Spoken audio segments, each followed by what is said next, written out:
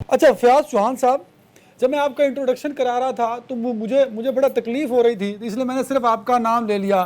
कि तहरीक इंसाफ के रहनुमा, क्योंकि मुझे साबिक सूबाई वजीर कहते हुए बड़ी तकलीफ हो रही थी। ये क्या हुआ अचानक? इमरान खान साहब इतने स्ट्रांग और मजबूत वजीर आज़म, आप मुल्क को काम के लिए काम कर रहे थे, पंजाब में आपकी हुकूमत, ये सडन क्या हुआ? क्या साजिश इतनी बड़ी थी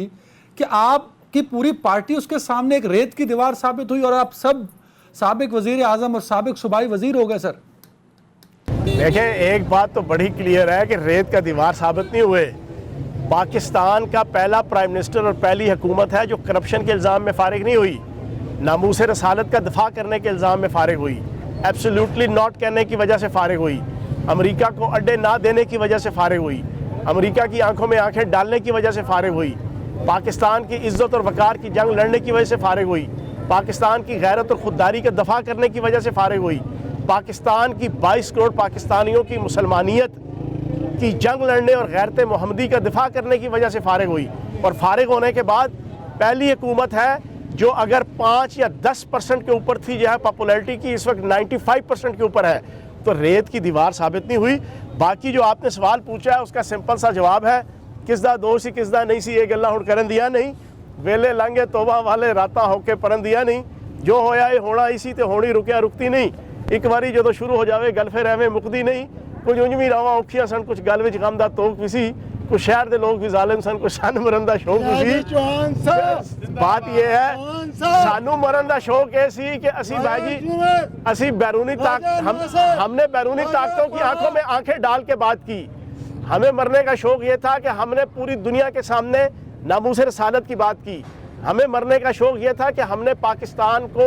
गुलाम मुल्क के तौर पर रखने का ना रखने का इरादा और इरादा किया। बाकी फिर आपके सामने सारी सूरत हाल है। अच्छा सर, ये जो बैरूनी साजिश है ना कि अमेरिका की वजह से इमरान खान साहब हुकूमत में नहीं रहे, ये सवाल हम लोगों ने शहबाज शरीफ साहब से पूछा तो उन्होंने कहा कि ये बात ठीक है, इमरान खान साहब को एक बयानिया वक्ती तौर पर मिल गया है, पर जब इलेक्शन होंगे तब वोट के लिए ये बयानिया काम नहीं आएगा पाकिस्तान तहरीक इंसाफ के। अच्छा, बात ये है साजिश कहो या मुदाखलत कहो, देखो ये कान पकड़ा ना या ये कान पकड़ा है, पकड़ा तो कान ही है ना, ये छोड़ो अब ये साजिश और मुदाखलत, सबको पता है क्या हुआ है। ये अमेरिकन कौंसल जनरल और अमेरिकन नाज़िमुल अमूर जो है वो उन MPs को जिनको उनके हल्के वाले पूरे तरीके से नहीं जानते, उनसे मुलाकातें कर रहे हैं और फिर बहुत लंबी दास्तान है। मैं कुछ चीज़ों का पाबंद हूँ, कानूनी इखलाकी हवाले से भी और कुछ अपनी जज्बा उबलबत्ती की वजह से चीज़ें सारी क्लियर है क्या हुआ या क्या नहीं हुआ। लेकिन अच्छा, नहीं, पॉपुलैरिटी की बात करें, सुने, पॉपुलैरिटी की बात करें ना अदनान हैदर साहब, ये 5 साल इलेक्शन डिले कर लें, 5 साल भी 76 और लित्तर इनको पढ़ने हैं, 100 गंडे भी खाएंगे और 100 छितर भी खाएंगे। अब पाकिस्तान की आवाम तय कर चुकी है भाई जी, हमने अपनी गैरत और खुददारी पे कोई कंप्रोमाइज़ नहीं करना, हमने अपनी आज़ादी के ऊपर कोई कंप्रोमाइज़ नहीं करना, हमने अपने वकार और अपनी डिग्निटी के ऊपर कोई कंप्रोमाइज़ नहीं करना। और वाहिद इमरान खान एक लीडर के तौर पे उभरा है जिसने पाकिस्तान की आवाम को कायदे आज़म के बाद पहली दफ़ा इज़्ज़त और एहतराम के साथ और लीगली एक पीसफुल तरीके से खुददार कौम बनाने की कोशिश की है। और पाकिस्तान की आवाम उसको अपने सीने से लगा के और अपने कंधों पे बैठा के घूम रही है। और शहबाज शरीफ साहब, उस बंदे की क्या इज़्ज़त और क्या वैल्यू, आप बताएं ना। आप जहाँ जहाँ जाएंगे, दुनिया के किसी मुल्क चले जाएं, नमाजें इन्होंने अपने अपने घरों में पढ़ी हैं ईद की। अगर इतने ही पॉपुलर थे तो जनाब बाहर जाते जाके जना ये नमाजें पढ़ते ईद की। ये सारे इंशाल्लाह अपना चेहरा दिखाने के काबिल नहीं है। क्यों?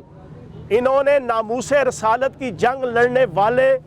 के खिलाफ दज्जाली ताकतों से कंप्रोमाइज़ करके पाकिस्तान के अंदर जो ना ये साजिश की है। पाकिस्तान की आवाम ये नहीं भूल सकती। क्लियर कर दें फयाज साहब, आप बार बार नामूस रिसालत का नाम ले रहे हैं, तो एक तो सियासत में मजहब कार्ड इस्तेमाल हो रहा है या कुछ और है, इसको क्लियर कीजिएगा। और दूसरा, इमरान खान साहब ने तो हमेशा अमरीकी मुदाखलत की बात की है, आप अमरीकी मुदाखलत के बाद नामूस रिसालत की बात भी कर रहे हैं।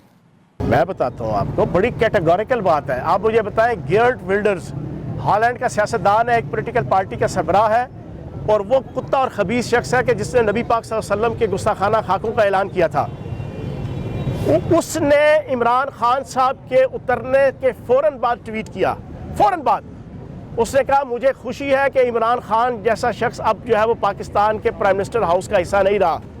और वो उतना ही ख़तरनाक है जितना मोहम्मद थे सल्लल्लाहु अलैहि वसल्लम। उसने ये ट्वीट किया जो आप पढ़ चुके हैं, पूरी दुनिया देख चुकी है। भाईजान बात ये है, ये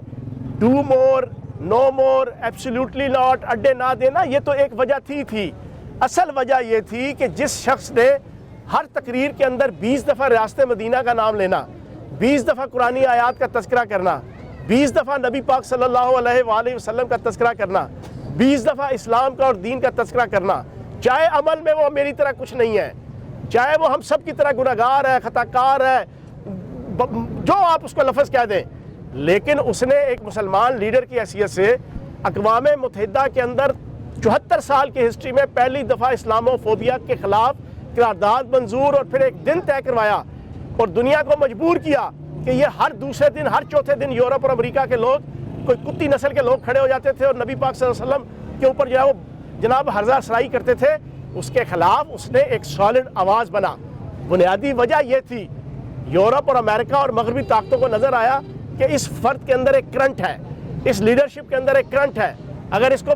मज़ीद ताकत मिली तो ये आलमी सतह पे हमारे वफादात के लिए खतरा है। बिल्कुल सही, तब उसको उतारा गया। फैज साहब गॉट द पॉइंट, क्लियर कीजिएगा, क्योंकि जितना मैं आपकी शख्सियत को जानता हूं, आप चीज़ों को हमेशा क्रिटिकली परखते आए हैं, रिसर्च बेस्ड आपके जवाब होते हैं और ख़ुद भी आप काफ़ी रिसर्च से अटैच भी रहे। जो अमरीकी मुदाखलत या साजिश का बयानिया है, कल को अगर इसके सबूत मांगे जाएं तो इमरान खान साहब से भी जब सहाफ़ियों की मुलाकात हुई थी तो उन्होंने पूछा, तो उन्होंने कहा, उन्होंने कॉन्टेक्स्ट बता दिए, वो ख़त नहीं दिखाया कि वो ख़त जिस वजह से इमरान खान साहब को निकाला गया, या कुछ सॉलिड एविडेंस अगर मांगे गए तो उन्होंने कहा जी वो अमेरिकन कौंसल जनरल से मुलाकात हुई MPs की, तो ये हमारा सबूत है। आप भी सूबाई वजीर रहे हैं, डिप्लोमेट्स मिलते रहते हैं, तो किसी एक डिप्लोमेट का किसी MPA या MNA से मिल लेना तो सबूत नहीं है ना। तो सबूत जब देना होगा तो कैसे आप साबित करेंगे अवाम के सामने, या जो लोग आपके लेफ्ट राइट बैठे हैं, कल को ये आपसे पूछ रहे हैं फयाज खान साहब, हम बयानी आपके बयानिए पे बाहर निकले हैं, हमें साबित तो कीजिए कि अमेरिका की वजह से ही, बैरूनी मुदाखलत या साजिश की वजह से इमरान खान साहब को निकाला गया, तो कैसे साबित करेंगे? अदनान हैदर साहब, मैं पाकिस्तान का पहला और आखिरी पॉलिटिशियन हूँ कि जिसने मार्च के पहले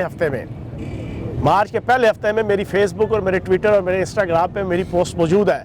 सबसे पहले मैंने डिस्क्लोज किया था